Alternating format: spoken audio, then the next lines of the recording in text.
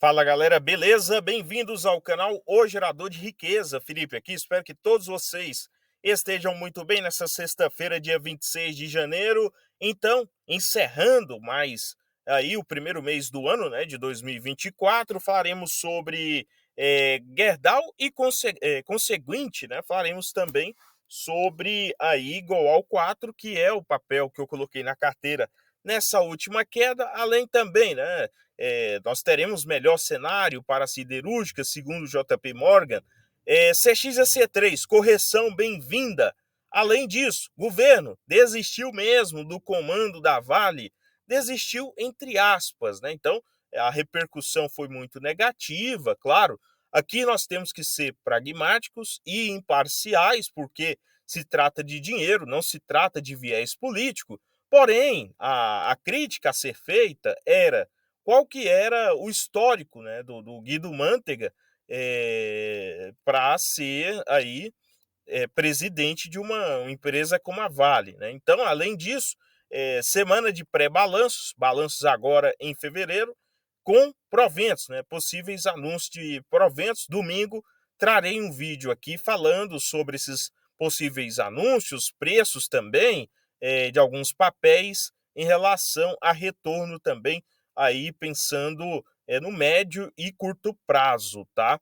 E depois para março também, tá? Quem sabe aí o investidor já liga o alerta pensando tanto nos meses de março, abril, conseguir fazer boas compras agora tem um peso mais relevante antes desses anúncios acontecerem. Por quê?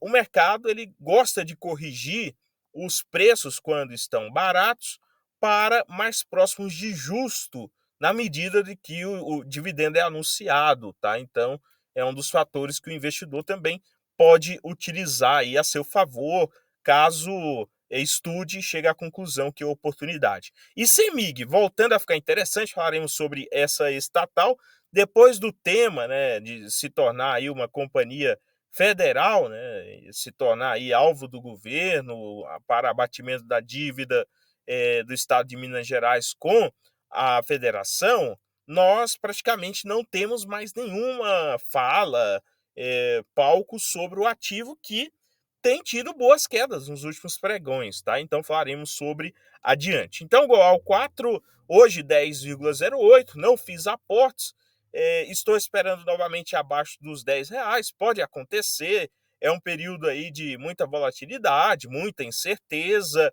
vamos estudando cada vez mais sobre a empresa, sobre o papel, as perspectivas em relação aí ao futuro da companhia, a questão de endividamento e etc. Então, se coloca na carteira e vai estudando, vai colocando ali na sua tese, né? Claro, é importante estudar antes, mas vai sentir um pouco o que é a empresa e perceber o que o mercado, né, está fazendo normalmente uma descorrelação com a realidade, aí sim, para mim, você tem que aproveitar e encher o carrinho, ficar bem à vontade para aproveitar, como já aconteceu aqui em outros exemplos, próprio exemplo de Copel, próprio exemplo de Semin, o próprio exemplo de Caixa Seguridade, entre outras empresas aqui que nós trouxemos nos últimos anos e acabou se traduzindo em negócios bem-sucedidos, né? Inclusive pagando bons dividendos.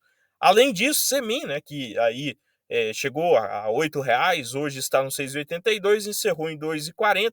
Mesmo assim, por enquanto não tem intenção de novos aportes, é só acompanhar de perto os resultados, as intenções e futuros anúncios de dividendos, proventos, pensando mais no longo prazo, é um ativo mais para o longo prazo. BB Seguros, 33,73, aportei ontem, hoje não fiz nada, tá? Espero aí que semana que vem o ativo possa chegar a 33,50 e pegar uma ordem que eu tenho aberto, pensando antes dos dividendos de fevereiro.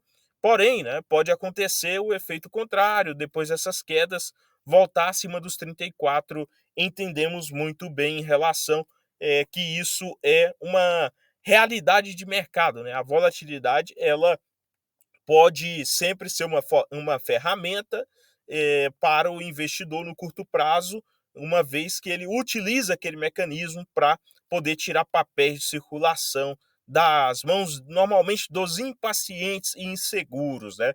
Daqueles que não sabem o que estão fazendo. E Caixa Seguridade, 13,97, queda de mais de 2% hoje. Para mim é uma correção bem-vinda, como eu coloquei no título do vídeo, porém requer mais, tá? Acho que dá para ter novas correções, por mais que é um ativo de qualidade, porém não justifica toda essa alta em menos de um mês, aí, em 14%, na minha avaliação pessoal. Posso estar errado, inclusive, né, torço para que o papel caia bastante, e na minha avaliação, novas compras só abaixo dos R$ 12 ou ali nos R$ 12, e também com novas medidas, uma medida, por exemplo, de política de dividendos trimestrais ou algo assim, tá? Pensando no acionista novamente. E CPFL Energia, hoje é um ativo que está fora do radar, alta de 2%. Trarei um vídeo depois falando um pouquinho mais sobre essa empresa, que tem um bom histórico, não é o melhor yield das elétricas, porém tem um bom histórico e tem uma constância nesse pagamento, tá? Além disso, CEMIG, falaremos mais adiante no vídeo. Então, igual ao 4, 10,08, uma certa alta nos últimos pregões, e o JP Morgan dá aí uma geral no setor siderúrgico, acreditando que o cenário não é tão catastrófico assim como imaginamos, tá? Então que venha se provar mesmo, segundo eles, né, através do relatório, por mais que não haja aí a sobretaxação dos chineses, né, que vem atrapalhando praticamente a questão da demanda aqui, né, no mercado nacional, eles acreditam numa melhora mesmo do próprio mercado, né, dessa maior necessidade de um mercado mais aquecido, do aço, né, uma maior necessidade do aço.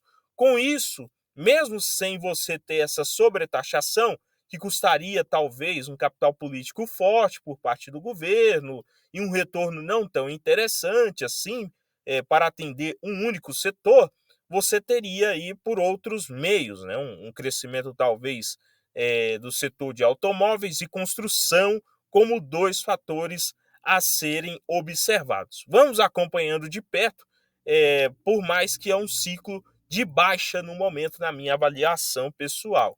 Além disso, aí nós tivemos o Manteiga fora, então, aí de CEO da Vale, né? Estava bem cotado para ser o próximo CEO da Vale. Alguns acreditam na gratidão histórica por parte do presidente Lula em relação ao ex-ministro da Fazenda, outros acreditam que é uma jogada do governo. Na minha avaliação, nenhum dos dois faz sentido, no sentido de que estamos falando de uma empresa de capital privado e que tem mais de 30 anos de privatização e etc., fora que não há uma justificativa de histórico do próprio Manteiga para ocupar tal cargo. E, além disso, atrapalharia mais ainda no sentido, né, do viés político. Você dá mais ênfase ainda para o viés político em relação à imprevisibilidade do país, tá? Então, eu estou aqui, tá? Não entendo muito de Brasil. Quando é fé, você vem e troca o CEO com um lobby político? Como assim? Como é que eu invisto nesse país? Então, sem ter, né, aqui a questão da parcialidade política, mas atrapalha, tá? Atrapalha bastante com isso, não tendo, né, essa execução de intensidade, de intenção, na verdade, eu acho que é um bom sinal pensando no médio prazo, tá? Caixa Seguridade, hoje nós tivemos aí negociando a 3,97, porém muito distante lá dos 12, dos 13, até mesmo dos R$ 13, né, que iniciou aí o ano. Então, em coisa de 20 dias, né, alguns pregões, nós tivemos mais de 14% de alta. Ah, mas o Barsi comprou. Tudo bem, pode ser o Barsi também comprando em uma ponta, porém é aquilo, né? Normalmente, ele está comprando. Você vê, ontem nós tivemos o Banco Safra indicando compra, com preço-alvo de 19, depois também da fala do Barsi, etc. Vários bancos, como Morgan Stanley, entregando ela como top pick do setor, e isso acaba pesando muito em relação à atratividade do papel para investidores que pensam no longo prazo e que busca materializar também bons retornos, tá? Gosta de comprar barato. Hoje, principais compradores aí, Inter, tá?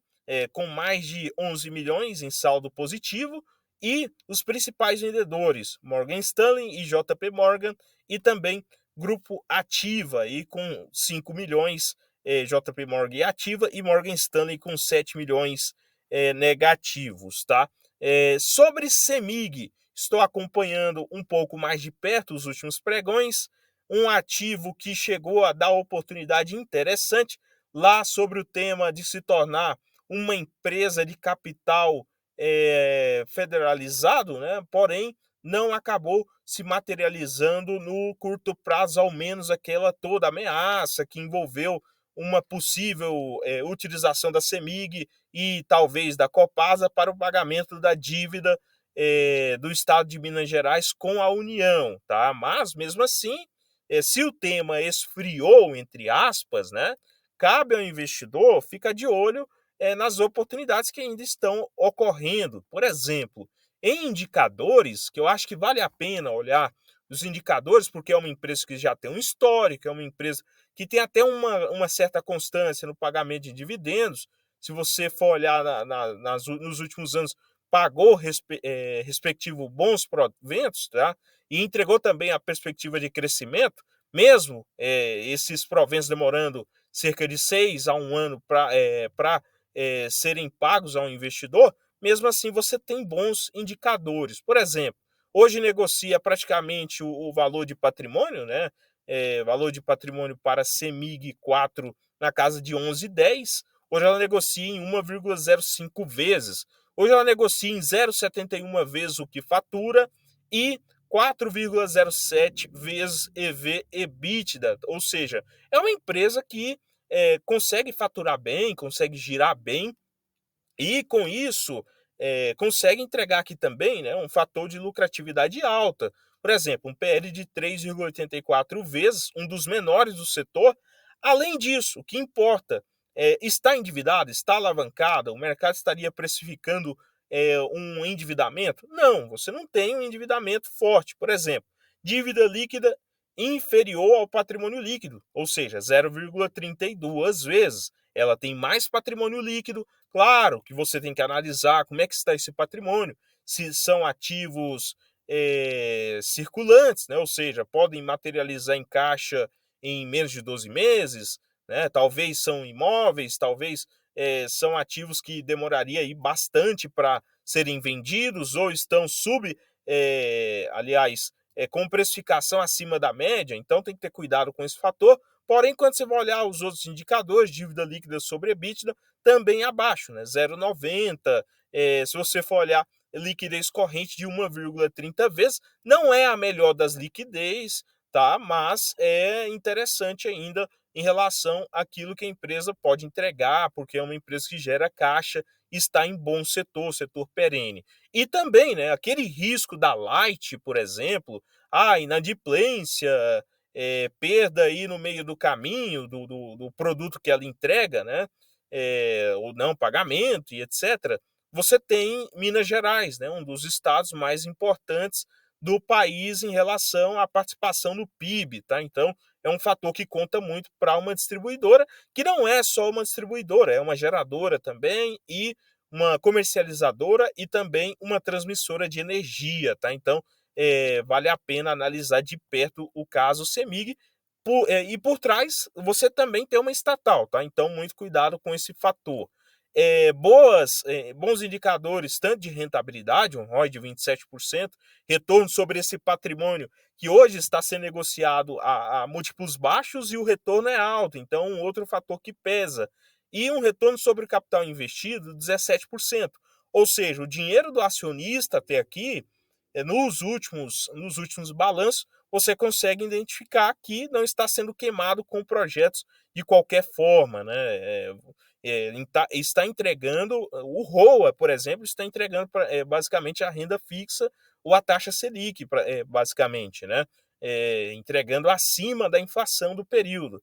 E margens para uma distribuidora até que interessante, 18%, nada mal. Tem empresas no segmento que não conseguem entregar isso, tá? Então, está no radar sim, como eu falei, você tem aqui alguns bons indicadores com relação ao histórico da empresa, indicadores abaixo da média, como é o caso do PL, é o caso do preço sobre valor de patrimônio, preço sobre valor de patrimônio, né, o valor que você pagaria pelo patrimônio da empresa, caso fosse comprá-la toda hoje, preço sobre faturamento, também um dos menores dos últimos anos, e um retorno sobre capital acima da média dos últimos anos. Número por Garran, aí aqui você tem que ter cuidado, né, porque para ele o preço sobre lucro ideal é de 15 vezes, o que para nós aqui no Brasil, uma estatal e uma empresa do segmento de energia, principalmente subsegmento elétrico, né, normalmente o investidor ele pede um desconto maior. Então, você tira aí algum fator de margem de segurança, tá? E um preço sobre valor de patrimônio para ele ideal de 1,5 vezes. Por exemplo, estaria negociando a um preço justo de R$ 27,55 para a CEMIG 4. Tira aqui R$ 7,00 de margem de segurança, ainda você tem uma diferença ainda de 9, tá? Uma diferença ainda de R$ 9,00 com uma empresa que tem um bom histórico de pagar dividendos e não deu prejuízo nos últimos anos. Então, vale a pena acompanhar esse ativo de perto, quem sabe abrir posição pensando no longuíssimo prazo. No mais, o vídeo não é uma recomendação de compra ou venda de ativos. Inscreva-se, curta, compartilhe, se torne membro. Aos novos membros aí, temos conteúdos cada vez focados aí em exclusividade, tá? E também aos novos inscritos, sempre bem-vindos ao canal. No mais, desejo a todos um excelente fim de semana, bons aportes a todos vocês. Domingo, trarei aqui um vídeo falando sobre a perspectiva de dividendos, anúncios para fevereiro e também preços interessantes, negócios atraentes para o mês de março e abril, né? Ou seja, quanto mais você conseguir, né, ter esse olhar alguns passos à frente do mercado, talvez aí você consiga também melhores retornos e principalmente valorizar o seu capital, o seu aporte. No mais, bons aportes a todos vocês e até o próximo.